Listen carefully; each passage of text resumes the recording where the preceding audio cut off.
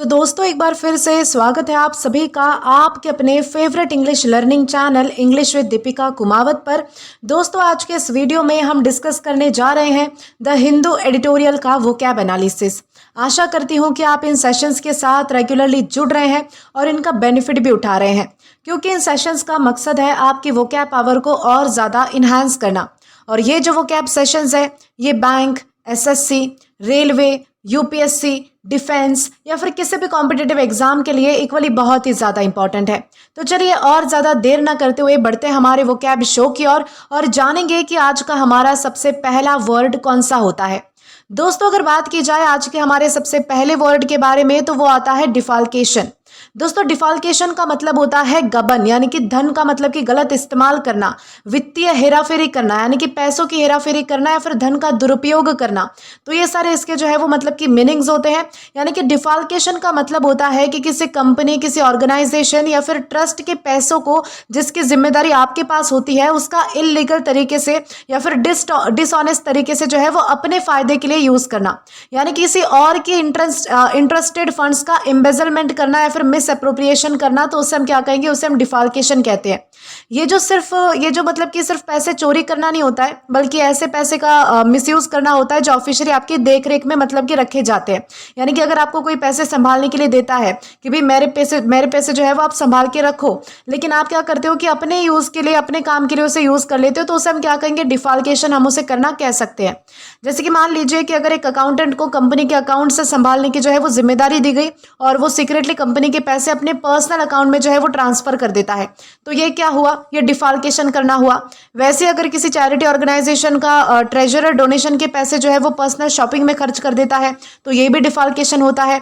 यानी कि कंपनी के फंड्स का मिसयूज करना, बैंक के पैसे का गबन करना, चैरिटी के डोनेशंस का पर्सनल यूज करना, ऑफिस के अकाउंट से पैसे चुरा लेना, तो ये सारे जो एग्जाम्पल्स है किस बात के एग्जाम्पल है, तो डिफाल्केशन के ही एग्जाम्पल है।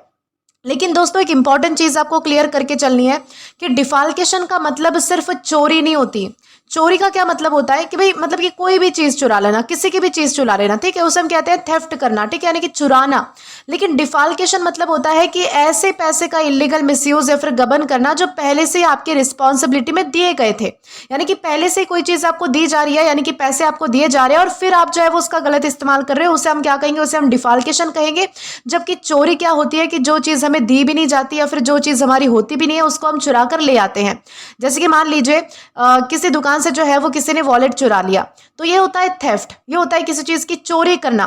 लेकिन मान लीजिए कि कंपनी के अकाउंट संभालते हुए कंपनी के पैसे अपने अकाउंट में आपने जो है वो ट्रांसफर कर लिए, ये होता है डिफाल्केशन, कि जिस चीज की आपको निगरानी करने के लिए कहा गया था, जिस चीज का ध्यान रखने के लिए कहा गया था और आपको सौंपी गई थी, उस चीज को आपने जो है वो चुरा लिया है।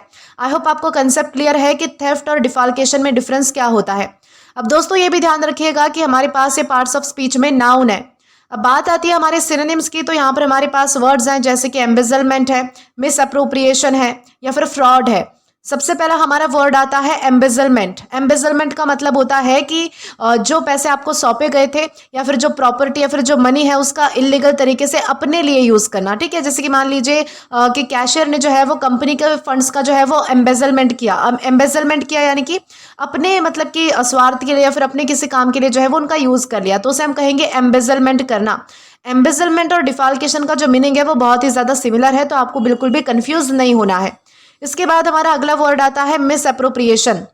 इसका क्या मतलब होता है, मिस अप्रोप्रिएशन का मतलब होता है कि फंड्स या फिर प्रॉपर्टी का गलत या फिर अनऑथोराइज्ड यूज करना।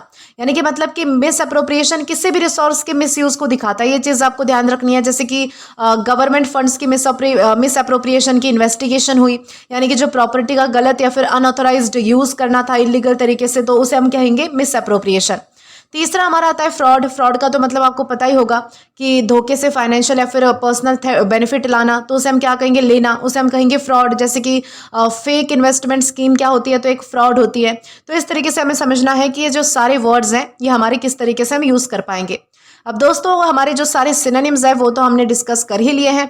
अब बारी आती है हमारे एंटोनिम्स की, तो यहाँ पर अगेन हमारे पास कुछ वर्ड्स हैं जैसे कि ऑनेस्टी है, इंटेग्रिटी है या फिर अकाउंटेबिलिटी है।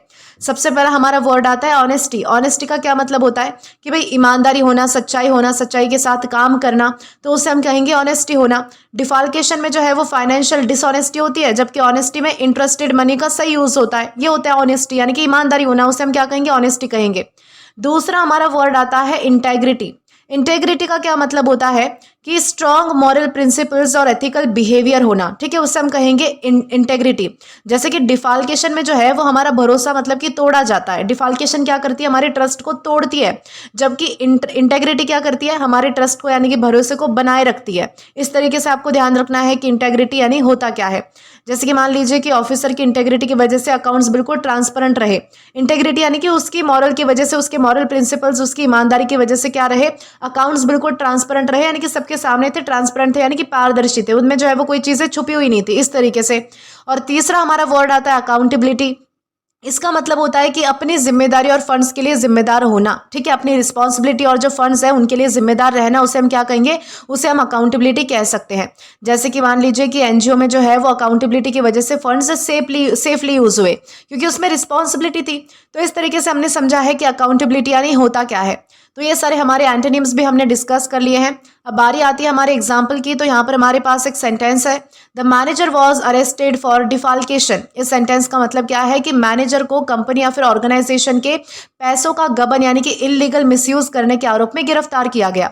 तो यहाँ पर डिफाल्केशन का मतलब ऐसे पैसे का डिसऑनेस्ट यूज करना है जो कि उसकी जिम्मेदारी में दिए गए थे, यानी कि उसे संभालने के लिए दिए गए थे और उसने जो है वो अपने पर्सनल काम के लिए यूज कर लिए। तो इस तरीके से हमें समझना है कि डिफाल्केशन यानी होता क्या है। अब इसी के साथ हम आगे बढ़ेंगे हमारे अगले वर्ड की ओर। अब दोस्तों इसके बाद हमारा अगला वर्ड आता है एडमोनिश। दोस्तों एडमोनिश का मतलब होता है चेतावनी देना, किसी को समझाना, किसी को डांट कर सलाह देना, सावधान करना, फटकारना, तो उसे हम क्या कहेंगे, एडमोनिश कहेंगे। ये सारे जो है वो इसी वर्ड के मीनिंग्स है। यानी कि एडमोनिश का मतलब होता है कि किसी व्यक्ति को उसकी गलती के लिए प्यार से या फिर थोड़ी सी सख्ती से समझाना, वार्निंग देना या फिर डांट कर जो है वो सही रास्ता दिखाना। इसका पर्पस जो है वो सिर्फ डांटना नहीं होता है, बल्कि उस व्यक्ति को फ्यूचर में जो है वो गलती ना दोहराने के लिए जो है वो गाइड करना, ये मेन होता है, ठीक है, ये चीज आपको ध्यान रखनी है। ये वर्ड अक्सर हम जो है वो स्कूल्स, फैमिलीज या फिर जो वर्क प्लेसेस होती है या फिर जो कोर्ट है या फिर फॉर्मल इंग्लिश में जो है वो आप बहुत ज्यादा यूज होता हुआ इस वर्ड को देखोगे। जैसे कि एग्जाम्पल से समझिए कि अगर एक टीचर स्टूडेंट को क्लास में चीटिंग करने पर डांटते हुए समझाती है कि ऐसा दोबारा मत करना, बहुत ही गलत चीज है ये, तो ये क्या हो गया कि टीचर ने जो है वो स्टूडेंट को एडमोनिश किया यानी कि चेतावनी दी, समझाया, थोड़ा सा डांटा फटकारा, इस तरीके से, यानी कि उसे जो है वो मतलब कि डराने धमकाने के लिए नहीं डांटा, बल्कि जो है वो उसमें सुधार करने के लिए डांटा, तो उसे हम जो है वो एडमोनिश कहते हैं। वैसे अगर पेरेंट्स बच्चे को जो है वो रोड पर केयरलेस ना चलने की वार्निंग देते हैं कि भाई थोड़ा सा ध्यान रखकर जो है वो इधर उधर देखकर चला करो ताकि जो है वो मतलब कि कोई बड़ा एक्सीडेंट ना हो, तो ये भी एक तरीके से एडमोनिश करना होता है। यानी कि सिंपल वर्ड्स में आपको क्या ध्यान रखना है कि एडमोनिश का मतलब होता है या तो किसी को वार्निंग देना या फिर किसी को जो है वो समझाना या फिर जो है वो थोड़ा सख्ती से समझाना, यानी कि थोड़ा सा डांट कर समझाना, उसे भी हम जो है वो एडमोनिश करना कहते हैं। जैसे कि हमने एग्जाम्पल्स में पढ़ा है कि स्टूडेंट को चीटिंग ना करने की वार्निंग देना, बच्चे को सेफ्टी रूल्स फॉलो करने के लिए समझाना, एम्प्लॉय को लेट ना आने के लिए डांट कर एडवाइस देना, फ्रेंड को केयरलेस डिसीजन से बचने के लिए वार्न करना। तो ये सारे एग्जाम्पल किस चीज के हैं, तो एडमोनिश के ही एग्जाम्पल है। लेकिन दोस्तों एक चीज आपको ध्यान रखनी है कि एडमोनिश का जो मतलब है वो सिर्फ स्कोल्ड नहीं होता। स्कोल्ड का क्या मतलब होता है, इसका मतलब होता है सिर्फ डांटना। डांटना जो है वो आप कभी किसी पर गुस्सा निकालने के लिए भी कर सकते हो। जरूरी थोड़ी है कि अगर आप किसी को डांट रहे हो तो आप उसे सुधार ही रहे हो। अगर आपको किसी पर गुस्सा आ रहा है तब भी आप डांट सकते हो किसी को। किसी पर खुन्नस निकालने के लिए हम किसी को डांटते हैं। तो स्कोल्ड का तो मतलब होता है सिर्फ डांटना। उसके पीछे का इंटेंशन हमें जो है वो अलग अलग हो सकता है, हर किसी का इंटेंशन अलग होता है डांटने के पीछे। लेकिन एडमोनिश का क्या मतलब होता है, डांटना या फिर वार्निंग देना ताकि व्यक्ति अपनी गलती सुधार सके। इसमें किसके लिए डांटा जाता है, ताकि जो है वो गलती को सुधारा जाए। जैसे कि मान लीजिए कि टीचर ने जो है वो स्टूडेंट को गुस्से में डांट दिया, बहुत ज्यादा गुस्सा थी टीचर और वो सारा गुस्सा जो है वो बेचारे उस स्टूडेंट पर निकल गया, तो ये होता है किसी को स्कोल्ड करना। ठीक है, अब उसे समझाने के लिए नहीं डांटा, उसे जो है वो ऐसे ही डांट दिया, टीचर गुस्सा थी इसलिए डांट दिया। लेकिन टीचर ने स्टूडेंट को डांट कर समझाया कि दोबारा चीटिंग मत करना। ये होता है कि समझाने के सेंस में भाई थोड़ा सा डांटा, ये होता है एडमोनिश करना। तो आई होप आपको अच्छे से क्लियर हो चुका है कि स्कोल्ड करने में और एडमोनिश करने में डिफरेंस क्या है। और ये भी ध्यान रखिएगा कि हमारे पास ये पार्ट्स ऑफ स्पीच में वर्ब है यानी कि क्रिया है। अब सिनोनिम्स की बात की जाए तो यहाँ पर हमारे पास कुछ वर्ड्स हैं जैसे कि वॉर्न है, रेप्रिमांड है या फिर काउंसिल है। सबसे पहला हमारा वर्ड आता है वॉर्न। वॉर्न का क्या मतलब होता है? किसी को किसी डेंजर या फिर गलती के बारे में पहले से अलर्ट कर देना, उसे हम क्या कहते हैं? वार्निंग देना, वार्न करना कहते हैं। जैसे कि मान लीजिए कि पुलिस ने जो है वो ड्राइवर्स को बता दिया कि भाई आगे जो है वो थोड़ा कोहरा है, यानी कि फॉग है, संभाल के चलाना क्योंकि दिखता नहीं है, इस तरीके से ये होता है किसी को वार्न करना। दूसरा हमारा वर्ड आता है रेप्रीमांड। रेप्रीमांड का क्या मतलब होता है? ऑफिशियली या फिर स्ट्रांगली डांटना किसी को। जैसे कि मान लीजिए कि मैनेजर ने एम्प्लॉय को रेप्रीमांड किया, ऑफिशियली डाटा, यानी कि वो उसके काम, मतलब कि वो उसका काम करता है, उसके हाथ के नीचे काम करता है, इसे हम कहेंगे ऑफिशियली डांटना। यानी कि ऐसा नहीं है कि आप उसे जो है वो मतलब कि समझाने के लिए डांट रहे हो, या फिर आपका मतलब कि कोई रिश्तेदार लगता है, आपका जो है वो कोई भाई बहन लगता है इसलिए आप डांट रहे हो, बल्कि वो आपके नीचे काम करता है, आपके अंडर काम करता है, तो वो ऑफिशियल जगह हो गई। ऑफिशियल जगह हो गई यानी कि मतलब कि एक तरीके से औपचारिक जगह हो गई। औपचारिक जगह पर अगर किसी को डांटा जाता है, उसे जो है वो मतलब कि काम ना होने पर, लेट होने पर, जो छोटी छोटी चीजों के लिए डांटा जाता है उसे हम रेप्रीमांड करना कहते हैं। ठीक है, इस तरीके से आपको ध्यान रखना है। रेप्रीमांड ये जो वर्ड है वो ज्यादा फॉर्मल है और स्ट्रिक्ट है, ये चीज आपको ध्यान रखनी है। तीसरा हमारा वर्ड आता है काउंसल। काउंसल का तो मतलब आपको पता होगा, जैसे हम किसी को एडवाइस देते हैं, गाइडेंस देते हैं, सही रास्ता दिखाते हैं, तो उसे हम जो है वो काउंसल करना कहते हैं। जैसे कि किसी टीचर ने जो है वो स्टूडेंट को करियर के लिए काउंसल किया यानी कि अच्छी एडवाइस दी, गाइडेंस दी कि भाई तुम्हें ये करना चाहिए, वो करना चाहिए, तो ये सारी चीजें, ये होता है काउंसल करना।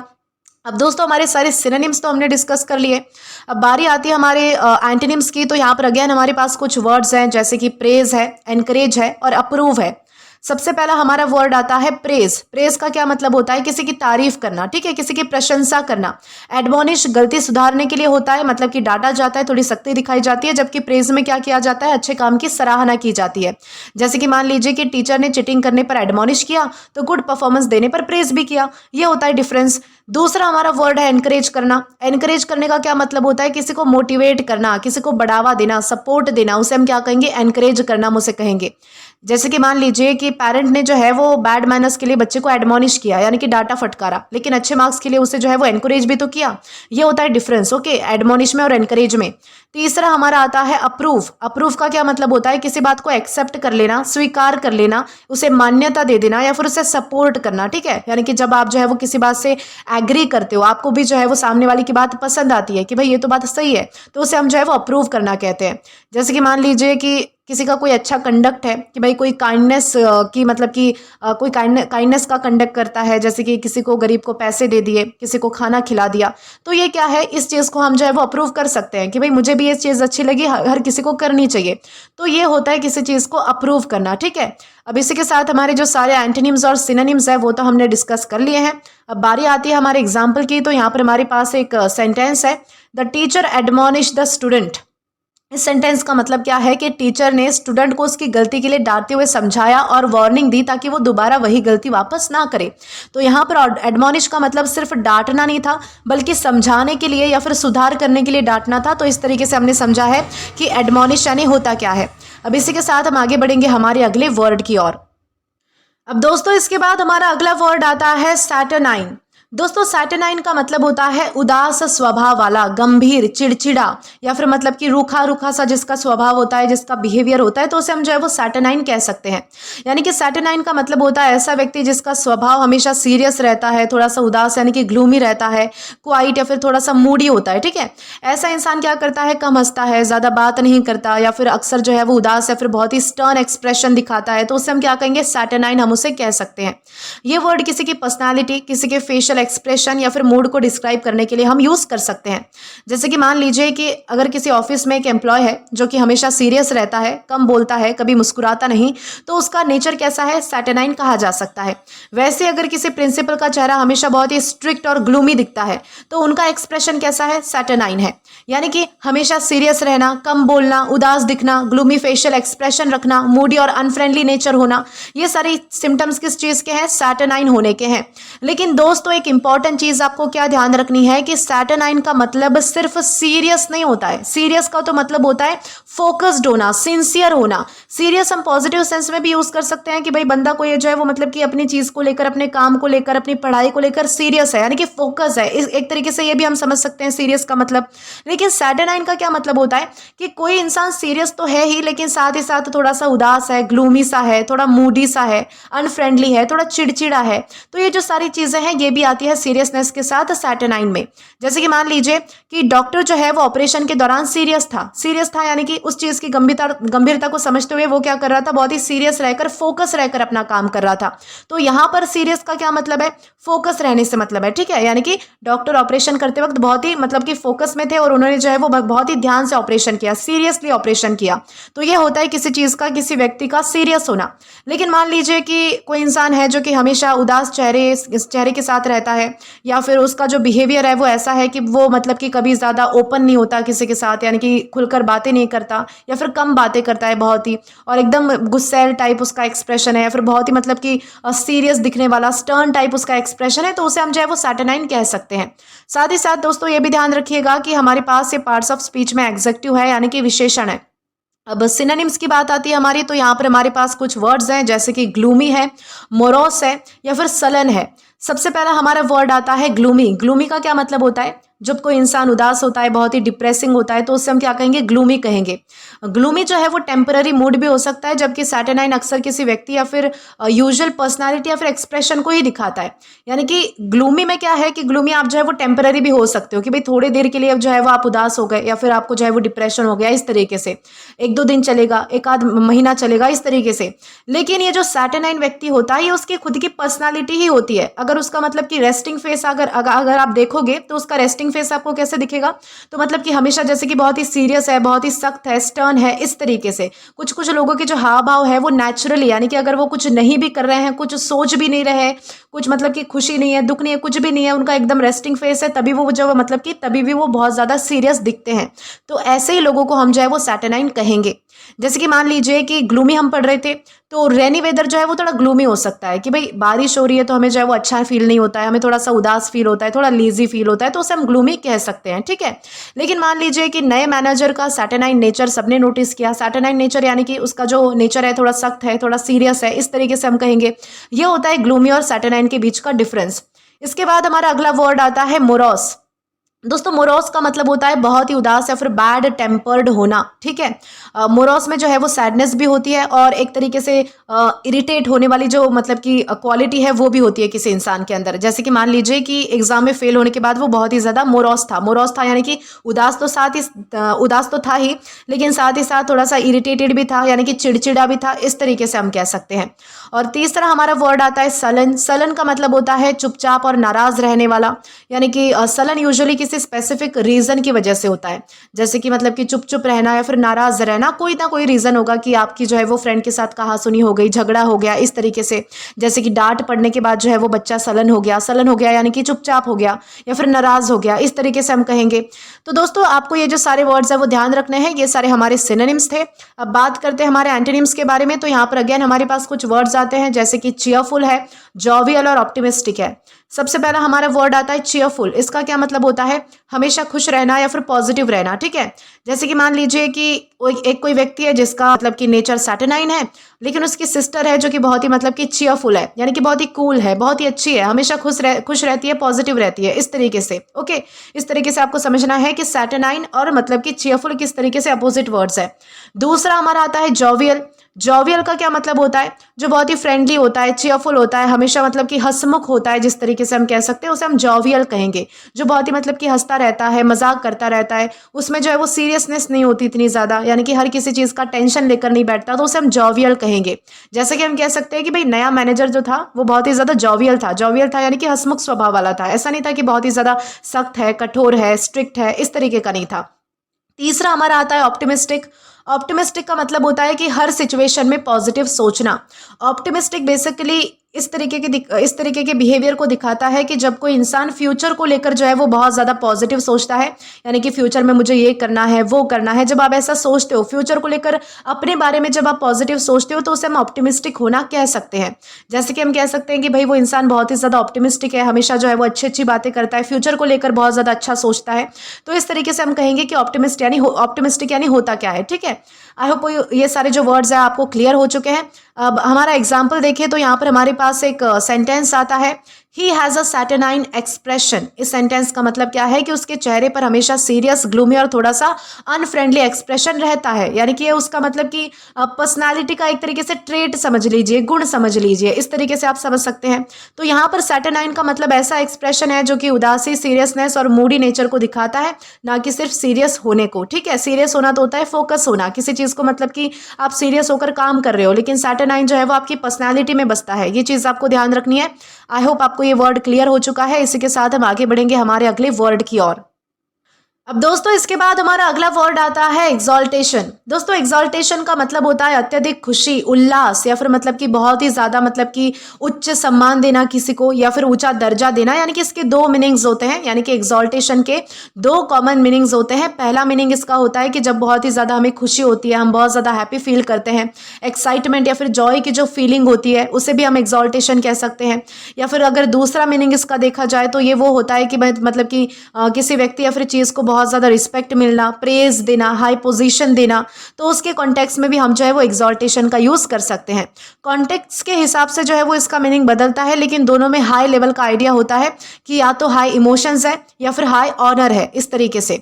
जैसे कि मान लीजिए कि अगर एक स्टूडेंट नेशनल एग्जाम में फर्स्ट आता है तो उसके पेरेंट्स को बहुत ज़्यादा खुशी होती है, यानी कि बहुत ज़्यादा खुशी होती है, नॉर्मल वाली खुशी नहीं लेकिन बहुत ज़्यादा खुशी, तो उसे हम क्या कहेंगे, इस फीलिंग को हम एग्जॉल्टेशन कह सकते हैं। वैसे ही अगर किसी लीडर को उसके ग्रेट अचीवमेंट के लिए बहुत ही ज़्यादा रिस्पेक्ट मिलती है, हाई पोजीशन दी जाती है, उसका प्रमोशन करवा दिया जाता है, तो ये भी एग्जॉल्टेशन होता है कि भाई वो एक पद से उठकर दूसरे उच्च पद पर चला गया, उसे बहुत ज़्यादा सम्मान मिला, ऑनर मिला, इस तरीके से। यानी कि बहुत बड़ी सक्सेस की खुशी होना, किसी हीरो का सम्मान करना, किसी को हाई पोजीशन देना, ग्रेट अचीवमेंट की प्रेज करना, तो ये सारे किस चीज़ के एग्जाम्पल है, एग्जॉल्टेशन के एग्जाम्पल है। लेकिन दोस्तों एक चीज़ आपको क्या ध्यान रखनी है कि एग्जॉल्टेशन का मतलब सिर्फ और सिर्फ हैप्पीनेस नहीं होता है। हैप्पीनेस का मतलब होता है नॉर्मल खुशी। ठीक है, कोई भी नॉर्मल खुशी उसे भी हम जो है वो हैप्पीनेस कह सकते हैं। छोटी सी भी खुशी होगी उसे हम हैप्पीनेस कहेंगे। लेकिन एग्जॉल्टेशन का क्या मतलब होता है, बहुत ही इंटेंस खुशी, बहुत ज़्यादा खुशी, या फिर किसी को बहुत ज़्यादा हाई ऑनर देना। जैसे कि मान लीजिए कि आपको जो है वो किसी से गिफ्ट मिलता है, तो ये भी तो खुशी हुई। तो आप जो है वो ऐसा तो है नहीं कि मतलब कि उसके गिफ्ट मिलने के लिए आप जो है वो सेलिब्रेशन कर रहे हो, बहुत ज़्यादा उछल कूद मचा रहे हो, तो ऐसा नहीं होता है। नॉर्मल हैप्पीनेस होती है, हमारे चेहरे पर स्माइल आ जाती है, अच्छा हम फील कर लेते हैं, तो ये होती है नॉर्मल हैप्पीनेस कि किसी के गिफ्ट देने पर हम जो है वो खुश हुए। लेकिन मान लीजिए कि आपने जो है वो ओलंपिक में गोल्ड मेडल जीता और पूरा देश जो है वो खुशी से झूम उठा। अब पूरा देश झूम उठ रहा है, यानी कि आप भी जो है वो बहुत ज़्यादा खुश हो, आप भी एक्साइटमेंट यानी कि एक्साइटमेंट में नाच रहे हो, बहुत ज़्यादा मतलब कि खुशी के आंसू आपकी आंख में आ गए हैं, तो ये होता है एक तरीके से एग्जॉल्टेशन की बहुत ज़्यादा सीवियर इंटेंस खुशी जिसे हम कह सकते हैं, उसे हम कहेंगे एग्जॉल्टेशन। डिफरेंस आपको समझना है कि हैप्पीनेस और एग्जॉल्टेशन में डिफरेंस क्या होता है। दोस्तों साथ ही साथ ये भी ध्यान रखिएगा कि ये हमारे पास पार्ट्स ऑफ स्पीच में नाउन है। अब अगर बात की जाए इसके सिनोनिम्स की, तो यहाँ पर हमारे पास कुछ वर्ड्स है, जैसे कि एलेशन है, ग्लोरिफिकेशन है, या फिर एलिवेशन है। सबसे पहला हमारा वर्ड आता है एलेशन। एलेशन का क्या मतलब होता है, बहुत ज़्यादा खुशी होना या फिर एक्साइटमेंट होना। ठीक है, एलेशन ये जो वर्ड है वो सिर्फ जॉयफुल फीलिंग को दिखाता है, इतना बस आपको ध्यान रखना है। जैसे कि रिजल्ट देखकर जो है वो स्टूडेंट एलेशन से भर गए, यानी कि खुशी से भर गए, इस तरीके से हम कहेंगे। ग्लोरिफिकेशन हमारा दूसरा वर्ड है, इसका मतलब होता है बहुत ही ज़्यादा तारीफ या फिर महिमा करना, बहुत ज़्यादा किसी को तारीफ मिलना, सराहना मिलना। ग्लोरिफिकेशन में बेसिकली तारीफ पर फोकस होता है। जैसे कि मान लीजिए कि फ्रीडम फाइटर्स की जो है वो ग्लोरिफिकेशन की गई, उन्हें एक तरीके से सम्मान दिया गया, ज़्यादा उनकी तारीफ की गई उनके काम के लिए, इस तरीके से हम कहेंगे। और तीसरा हमारा वर्ड आता है एलिवेशन।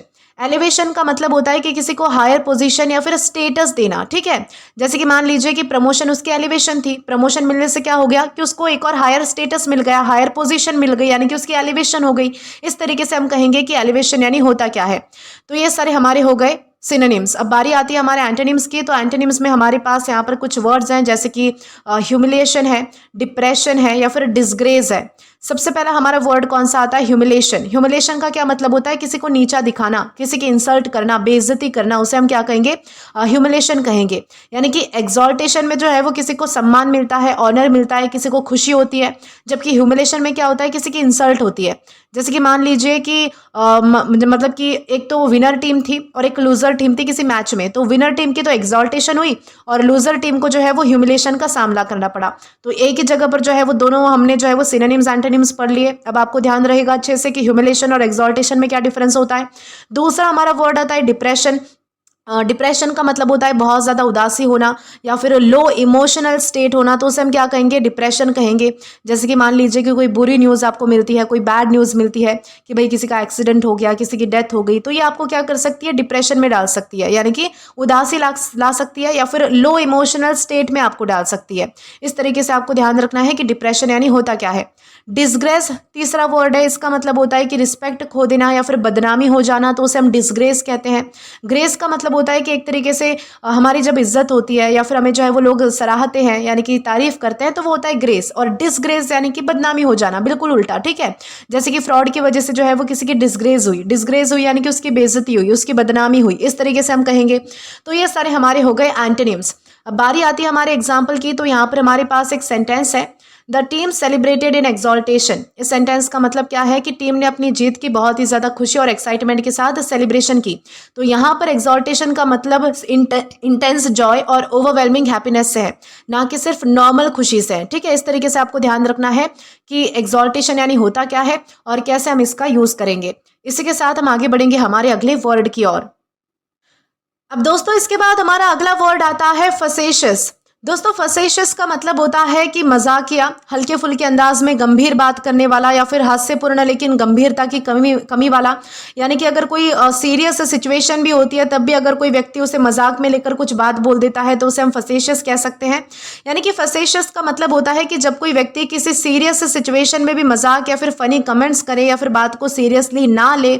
ऐसा ह्यूमर जो है वो कभी कभी लोगों को फनी लग सकता है लेकिन कई बार इनअप्रोप्रिएट या फिर इनसेंसिटिव भी लग सकता है, ठीक है। इस तरीके से आपको ध्यान रखना है।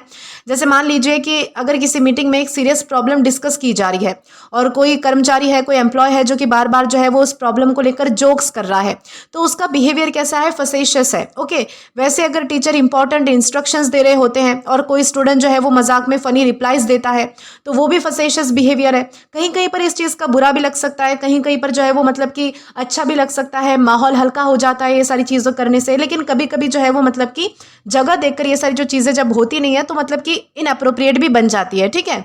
जैसे कि मान लीजिए कि सीरियस मीटिंग में जोक करना, इंपॉर्टेंट डिस्कशन में मजाक करना या फिर सैड सिचुएशन में भी फनी कमेंट्स करना, सीरियस क्वेश्चन का जोकिंग आंसर देना, तो ये सारे एग्जाम्पल किस चीज़ के हैं, तो ये सारे एग्जाम्पल फसेशियस के ही है। लेकिन दोस्तों एक चीज़ आपको ध्यान रखनी है कि फसेशियस का मतलब सिर्फ फनी नहीं होता है। फनी का मतलब होता है जो सच में एंटरटेनिंग होता है या फिर ह्यूमरस होता है, ठीक है। फनी का तो एक ही मतलब निकलता है कि अगर आप जो है वो उस चीज़ को सुनोगे तो आपको हंसी आएगी ही आएगी, ठीक है, चाहे सिचुएशन कोई भी हो। लेकिन फसेशियस क्या होता है कि सीरियस सिचुएशन में अननेसेसरी या फिर इनअप्रोप्रिएट मजाक करना, उसे हम क्या कहेंगे, फसेशियस कहेंगे। जैसे कि कॉमेडियन जो है वो स्टेज पर जोक सुना रहा है, सब लोग हंस रहे हैं, तो ये क्या है, तो ये फनी है, फनी सिचुएशन है। लेकिन इंटरव्यू के दौरान जो है वो कैंडिडेट सीरियस क्वेश्चन पर भी जोक कर रहा है, तो ये होता है फसेशियस होना कि भाई सीरियस कंडीशन है, सीरियसली जवाब देना चाहिए था तो वहां पर मजाक कर रहा है, तो ये होता है किसी चीज़ का, किसी व्यक्ति का फसेशियस होना, ठीक है। इस तरीके से आपको ध्यान रखना है। और ये भी ध्यान रखिएगा कि हमारे पास ये पार्ट्स ऑफ स्पीच में एग्जेक्टिव है यानी कि विशेषण है। अब दोस्तों अगर बात की जाए हमारे सिनोनिम्स के बारे में तो यहाँ पर हमारे पास कुछ वर्ड्स हैं, जैसे कि सबसे पहला वर्ड हमारा आता है फ्लिपेंट, दूसरा आता है जोकिंग और तीसरा आता है टंग इन चीक। सबसे पहला हमारा आता है फ्लिपेंट। फ्लिपेंट का मतलब होता है सीरियस मैटर्स को रिस्पेक्ट के बिना लाइटली लेना। जैसे कि मान लीजिए कि किसी इंसान का फ्लिपेंट आंसर जो है वो मैनेजर को पसंद नहीं आता। फ्लिपेंट आंसर यानी कि बिना रिस्पेक्ट के या फिर बहुत ही लाइटली, बिल्कुल हल्के में लेते हुए कोई जवाब देना, ठीक है। एक तरीके से फ्लिपेंट में डिसरिस्पेक्टफुल एटीट्यूड होता है, ये चीज़ आपको ध्यान रखनी है। दूसरा आता है जोकिंग, जो कि बहुत ही बेसिक वर्ड है कि मजाक करना, मजाक मस्ती करना। बेसिकली हम जब मजाक के कॉन्टेक्स्ट में कोई बात बोलते हैं तो जोकिंग हम यूज़ कर सकते हैं, जैसे कि फ्रेंड्स के साथ हम नॉर्मल जोक करते हैं तो उस तरीके से। तीसरा हमारा वर्ड कुछ इंपॉर्टेंट लग रहा है, टंग इन चीक। टंग इन चीक का मतलब होता है कि मजाक या फिर आयरनी के साथ कुछ कहना, जैसे कि हम तंज कसते हुए या फिर मतलब कि किसी को मतलब कि उल्टा इनडायरेक्टली कोई बात बोलते हैं ना, तो उसे हम जो है वो टंग इन चीक कह सकते हैं। जैसे कि टंग इन चीक जो है वो अक्सर क्लेवर और इंटेंशनल ह्यूमर होता है, ये चीज़ आपको ध्यान रखनी है। जैसे कि आर्टिकल जो है वो टंग इन चीक स्टाइल में लिखा गया था, यानी कि बातें जो है वो आपको जब समझ आएगी, यानी कि कोई कोई सरकाज़म के साथ, जैसे हम बोल सकते हैं थोड़ा सा विटी, थोड़ा सरकास्टिक, तो उसे हम कहेंगे टंग एंड चीक। यानी कि बातें जो है वो थोड़ा घुमा फिरा कर इनडायरेक्टली बोलना, तो उसे हम क्या कहेंगे, टंग एंड चीक, टंग इन चीक हम उसे कह सकते हैं। तो ये सारे हमारे हो गए सिनोनिम्स। अब बारी आती है हमारे एंटोनिम्स के बारे में बात करने की। तो यहाँ पर हमारे पास कुछ वर्ड्स हैं, जैसे कि सीरियस, सिंसियर या फिर अर्नेस्ट। सबसे पहला हमारा वर्ड आता है सीरियस। सीरियस का मतलब होता है कि किसी सिचुएशन को इंपॉर्टेंस के साथ लेना। जैसे कि मान लीजिए कि डॉक्टर जो है वो सीरियस डिस्कशन कर रहा था और पेशेंट का जो है वो फसेशियस रिप्लाई जो है वो सबको अजीब लगा। अब सीरियस सिचुएशन थी तो वहां पर मजाक करना जो है वो लाजमी नहीं है।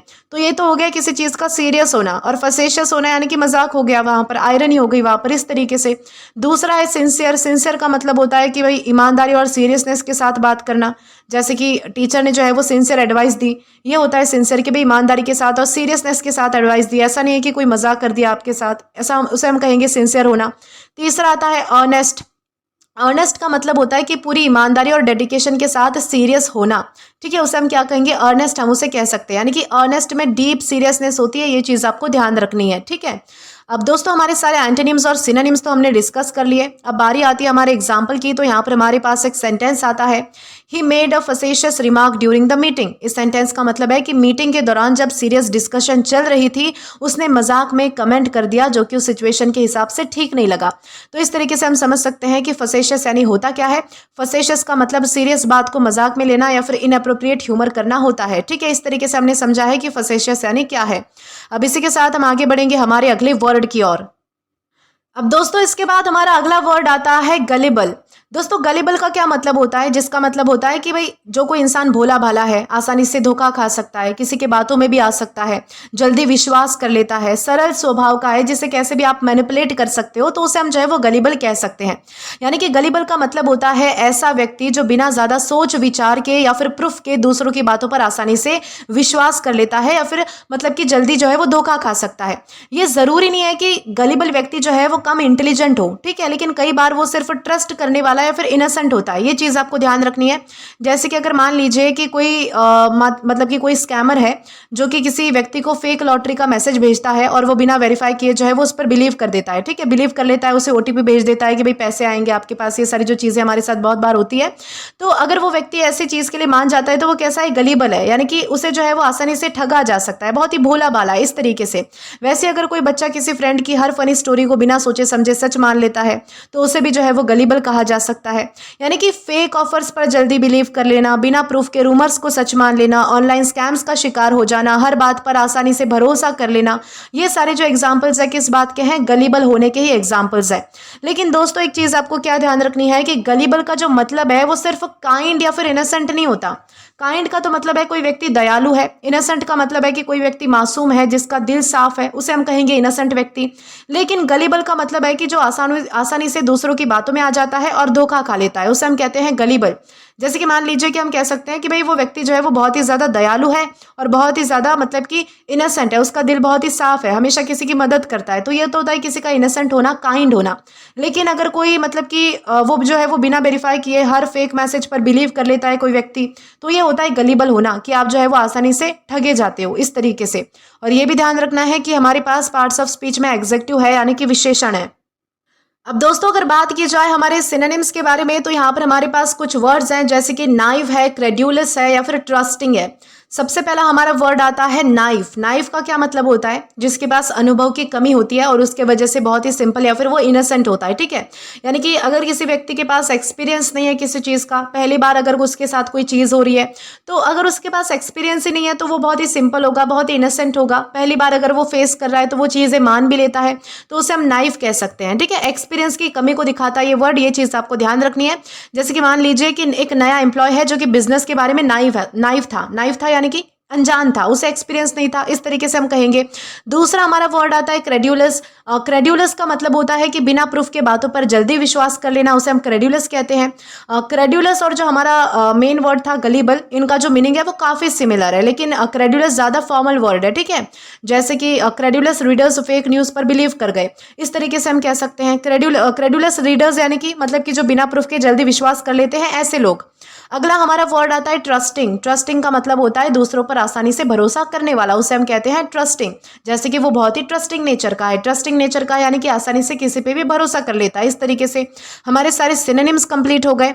अब बारी आती है हमारे एंटोनिम्स की। तो यहाँ पर हमारे पास अगेन कुछ वर्ड्स हैं, जैसे कि स्केप्टिकल है, कॉशियस है या फिर वैरी है। सबसे पहला हमारा वर्ड आता है स्केप्टिकल। स्केप्टिकल का क्या मतलब होता है कि बिना प्रूफ के किसी बात पर जल्दी विश्वास ना करने वाला, उसे हम कहते हैं स्केप्टिकल।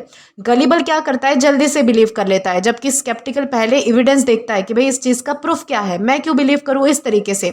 ओके, जैसे कि स्केप्टिकल लोग जो है वो पहले फैक्ट चेक करते हैं, प्रूफ मांगते हैं, तब जाकर आपकी बातों पर बिलीव करते हैं। इस तरीके से हम समझेंगे कि स्केप्टिकल यानी होता है जो आसानी से विश्वास नहीं करता। दूसरा हमारा वर्ड है कॉशियस। कॉशियस का मतलब होता है ध्यान से और सोच समझकर काम करने वाला, उसे हम जो है वो कॉशियस कहते हैं। सावधानी बरतने वाला, सतर्क रहने वाला हर चीज के बारे में, तो वो होता है कि भाई कॉशियस होना। ठीक है।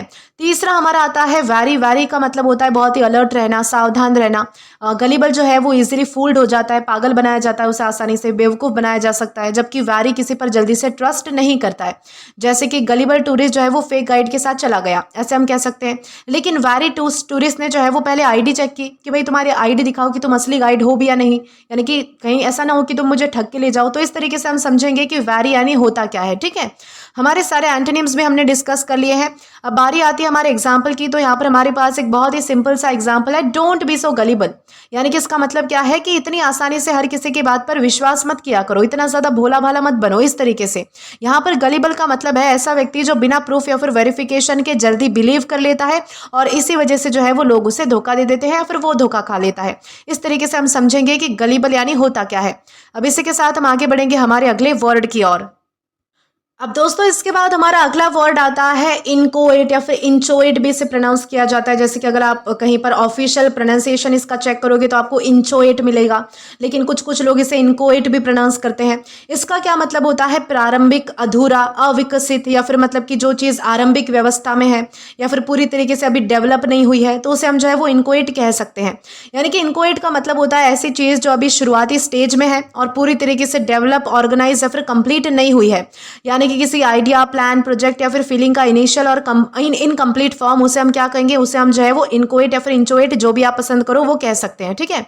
जैसे कि अगर किसी स्टूडेंट के पास एक बिजनेस का आइडिया है लेकिन उसने अभी जो है वो प्लानिंग या फिर इम्प्लीमेंटेशन जो है वो शुरू नहीं की है, तो वो क्या है, वो एक इनकोएट आइडिया है। वैसे ही अगर किसी कंपनी का प्रोजेक्ट सिर्फ प्लानिंग स्टेज में है और अभी प्रॉपरली डेवलप नहीं हुआ है, तो वो भी इनकोएट प्रोजेक्ट कहा जा सकता है। यानी कि शुरुआती स्टेज का बिजनेस आइडिया, अभी डेवलप ना हो रहा प्रोजेक्ट, या फिर जो प्रॉपर शेप में ना लाया गया प्लान, या फिर इनिशियल स्टेज की जो फीलिंग्स है या फिर जो थॉट्स है, इन सारी चीज़ों के लिए हम क्या कर सकते हैं, इनकोएट इस वर्ड का यूज़ कर सकते हैं। लेकिन दोस्तों इंपॉर्टेंट चीज़ आपको ये ध्यान रखनी है कि इनकोएट का जो मतलब है वो सिर्फ न्यू नहीं होता। न्यू का तो मतलब होता है कोई चीज़ नई है, लेकिन इनकोएट का मतलब होता है कि नया है और अभी अभी अधूरा है, अनडेवलप है, इस तरीके से। यानी कि जैसे कि मान लीजिए कि आपने जो है वो नया लैपटॉप खरीदा, वो क्या है, तो आपके पास न्यू है, एकदम बिल्कुल नया है। ठीक है। लेकिन उसका जो स्टार्टअप आइडिया है वो सिर्फ अभी प्लानिंग स्टेज पर है किसी व्यक्ति का। ठीक है। तो ये क्या है, इनकोएट है कि नया नया शुरू तो हुआ है लेकिन अभी डेवलप नहीं हुआ पूरी तरीके से, उसे हम क्या कहेंगे, इनकोएट हम उसे कहेंगे। और ये भी ध्यान रखना है कि हमारे पास ये पार्ट्स ऑफ स्पीच में एग्जेक्टिव है, यानी कि विशेषण है। अब सिनोनिम्स की अगर बात की जाए तो यहाँ पर हमारे पास कुछ वर्ड्स आते हैं, जैसे कि अनडेवलप, रूडिमेंट्री या फिर एम्ब्रॉयनिक। सबसे पहला हमारा वर्ड आता है अनडेवलप। अनडेवलप का क्या मतलब होता है, जो अभी पूरी तरीके से ग्रो या फिर कंप्लीट ना हुआ हो। जैसे कि हम कह सकते हैं कि भाई कोई गांव है, कोई कस्बा है जो कि अनडेवलप है, यानी कि अभी पूरी तरीके से डेवलप नहीं हुआ है, विकसित नहीं हुआ, इस तरीके से। दूसरा आता है रूडिमेंट्री। रूडिमेंट्री का मतलब होता है कि बेसिक या फिर इनिशियल, यानी कि शुरुआती स्टेज में होना, उसे हम जो है वो रूडिमेंट्री कहते हैं। जैसे कि स्टूडेंट ने जो है वो रूडिमेंट्री कोडिंग स्किल्स जो है वो सीखी। रूडिमेंट्री कोडिंग स्किल्स यानी कि जो कोडिंग स्किल्स का बहुत ही बेसिक है, या फिर जो मतलब कि शुरुआती स्टेज में जो सिखाया जाता है वो उसने सीखा, इस तरीके से हम कहेंगे। और तीसरा हमारा आता है एम्ब्रियोनिक।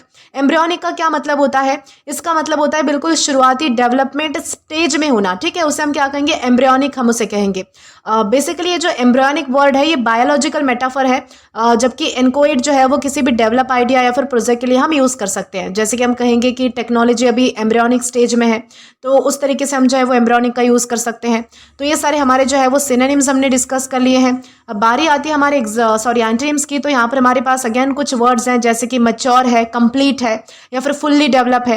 मैच्योर का क्या मतलब होता है? जो पूरी तरीके से डेवलप होता है, कंप्लीट होता है। ओके, मैच्योर हम व्यक्ति के कॉन्टेक्स्ट में भी यूज करते हैं, जिसके पास अच्छी खासी समझदारी होती है, सारी बातों को समझता है, उसे हम जो है वो मैच्योर कहते हैं। कोई चीज़ भी मैच्योर हो सकती है, जैसे कि कोई पॉलिसी भी मैच्योर हो सकती है। ये सारी जो चीज़ें हैं वो यूज करते हैं मैच्योर के कॉन्टेक्स्ट में, ठीक है। कंप्लीट का क्या मतलब होता है? जो चीज़ पूरी तरीके से रेडी है, फिनिश हो चुकी है, उसे हम क्या कहेंगे? कंप्लीट कहेंगे, ठीक है। जैसे कि कोई प्रोजेक्ट है जो कि पूरी तरीके से मतलब कि पूरा हो गया है, तो उसे हम क्या कहेंगे? कंप्लीट हो गया है। तीसरा है फुल्ली डेवलप, जो पूरी तरीके से तैयार है, डेवलप हो चुका है, उसे हम क्या कहेंगे? फुल्ली डेवलप हम उसे कहेंगे। तो ये सारी चीज़ें क्या है? तो ये सारी चीज़ें हमने एंटोनिम्स में पढ़ी है, ठीक है। अब बारी आती है हमारे एग्जाम्पल की। तो यहाँ पर हमारे पास एक सेंटेंस आता है, his plan is still inchoate. इस सेंटेंस का मतलब है कि उसका प्लान अभी शुरुआती स्टेज में है और पूरी तरीके से तैयार या फिर डेवलप नहीं हुआ है, यानी कि अधूरा है अभी, इस तरीके से। तो यहाँ पर इनकोएट का मतलब इनिशियल और इनकम्प्लीट स्टेज से है, ना कि फाइनल या फिर कंप्लीट प्लान से, ठीक है। इस तरीके से आपको समझना है कि इनकोएट यानी होता क्या है। अब इसी के साथ हम आगे बढ़ेंगे हमारे अगले वर्ड की ओर। तो दोस्तों इसके बाद हमारा अगला वर्ड आता है इंट्रेपिड। दोस्तों इंट्रेपिड का मतलब होता है निडर, साहसी, निर्भीक, बहादुर या फिर बेखौफ जिसे हम कहते हैं, उसे हम क्या कहेंगे? उसे हम इंट्रेपिड कहेंगे।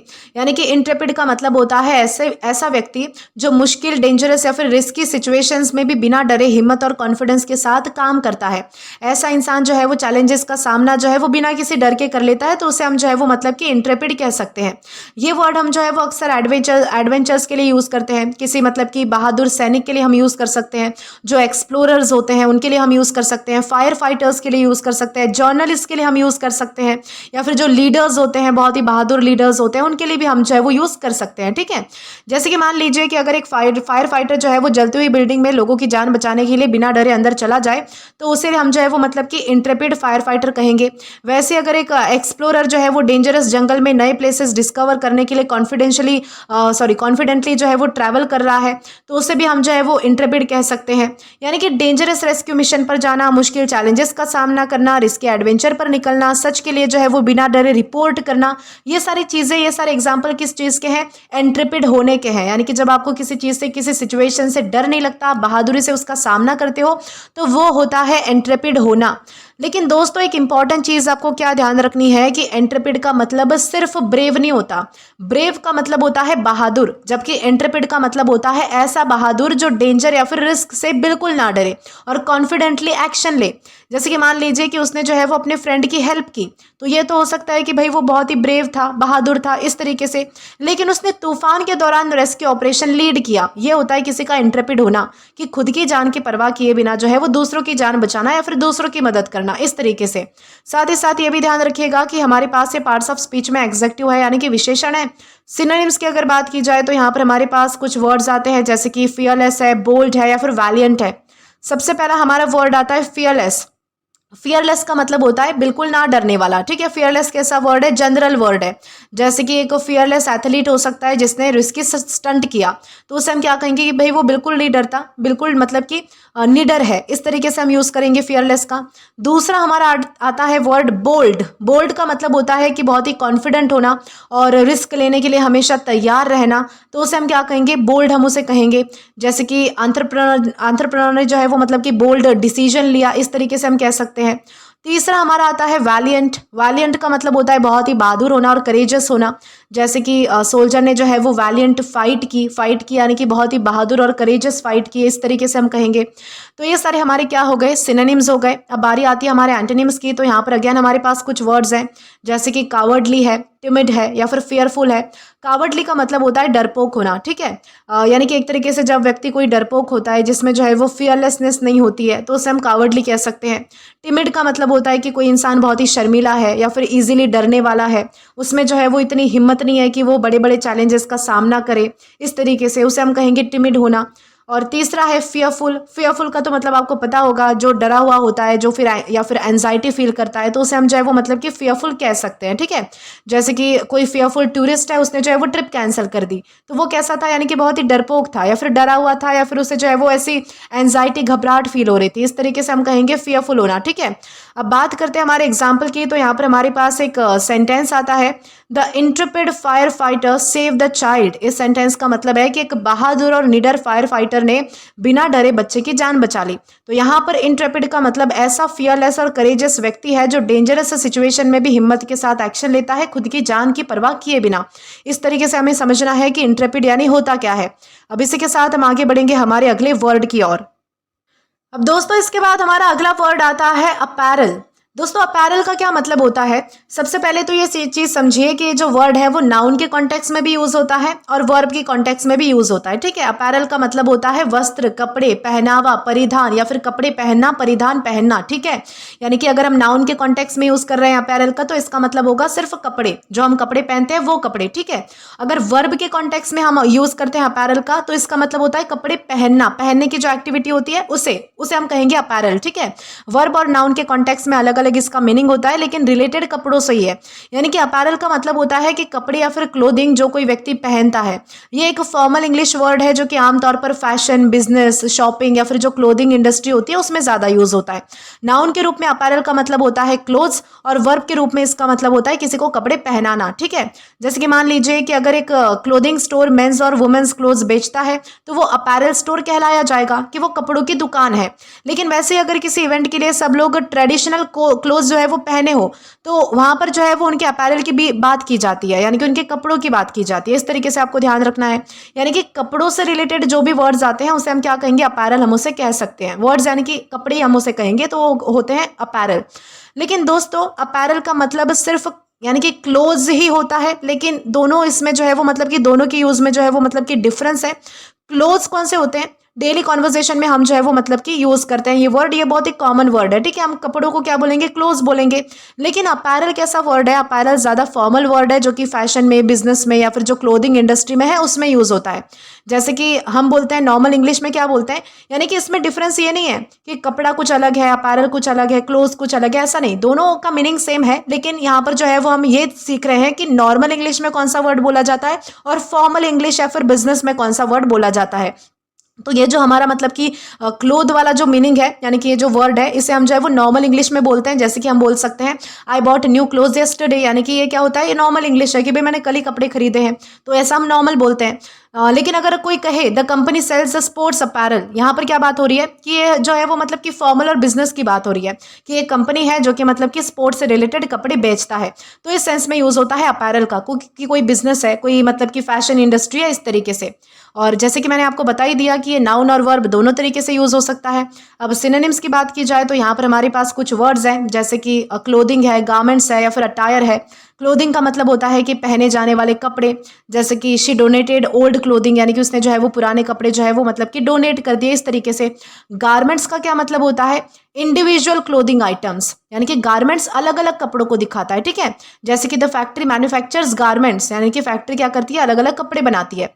अटायर किसे हम कहते हैं? अटायर वो होता है जो किसी ओकेजन के लिए पहना गया ड्रेस या फिर जो आउटफिट होता है ना, उसे हम अटायर कहते हैं। जैसे कि formal attire is required for the event, यानी कि इवेंट में कैसा अटायर चाहिए? फॉर्मल अटायर चाहिए। फॉर्मल अटायर यानी कि एक स्पेसिफिक अटायर होता है, उस तरीके का चाहिए।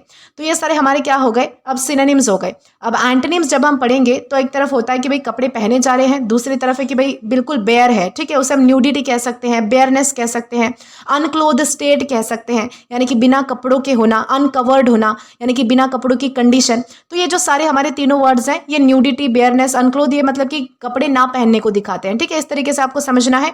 तो इसी के साथ हमारे एंटोनिम्स भी हमने डिस्कस कर लिए हैं। अब बारी आती है हमारे एग्जाम्पल की, तो यहाँ पर हमारे पास एक सेंटेंस आता है, she bought new apparel for the festival. इस सेंटेंस का मतलब क्या है कि उसने फेस्टिवल यानी कि त्योहार के लिए नए कपड़े खरीदे। यहाँ पर अपैरल का मतलब क्लोथ्स या फिर क्लोथिंग है। ठीक है, ये वर्ड फॉर्मल इंग्लिश में यूज होता है या फिर फैशन या फिर क्लोथिंग के कॉन्टेक्स्ट में क्लोथ्स की जगह पर हम जो है वो यूज कर सकते हैं। इस तरीके से आपको ध्यान रखना है। आई होप ये भी वर्ड आपको अच्छे से क्लियर हो चुका है। अब इसी के साथ हम आगे बढ़ेंगे आज के हमारे लास्ट वर्ड की ओर। तो दोस्तों आज का हमारा लास्ट वर्ड आता है आइकॉनोक्लास्ट। आइकॉनोक्लास्ट का क्या मतलब होता है कि जो परंपरा का विरोध करता है, परंपराओं को चुनौती देने वाला व्यक्ति, या फिर जो हमारी मतलब कि कल्चर है या फिर जो हमारा जो भी मतलब कि रीति रिवाज है उनको तोड़ने वाला, या फिर जो स्थापित मान्यता है समाज में उनका विरोधी, उसे हम क्या कहेंगे? आइकॉनोक्लास्ट हम उसे कहेंगे। आइकॉनोक्लास्ट का क्या मतलब होता है? ऐसा व्यक्ति जो पुरानी ट्रेडिशंस, बिलीव्स या फिर जो कस्टम्स या फिर जो वाइडली एक्सेप्टेड आइडियाज होते हैं लोगों के बीच में, उनको चैलेंज करता है और नए तरीके से सोचता है। ये जरूरी नहीं है कि वो हमेशा गलत है। कई बार आइकॉनोक्लास्ट आइकोनोक्लास्ट सोसाइटी में पॉजिटिव चेंजेस भी ला सकते हैं। लेकिन ओरिजिनली जो है वो आइकोनोक्लास्ट जो है वो मतलब कि रिलीजियस इमेजेस जैसे कि जो आइकन्स है उनको तोड़ने वाला व्यक्ति था, उसके कॉन्टेक्स्ट में ये जो मतलब कि वर्ड है वो निकल कर आया है। लेकिन आज के मॉडर्न इंग्लिश में इसका मतलब इस्टैब्लिश बिलीव्स या फिर ट्रेडिशन को चैलेंज करने वाला पर्सन बन चुका है।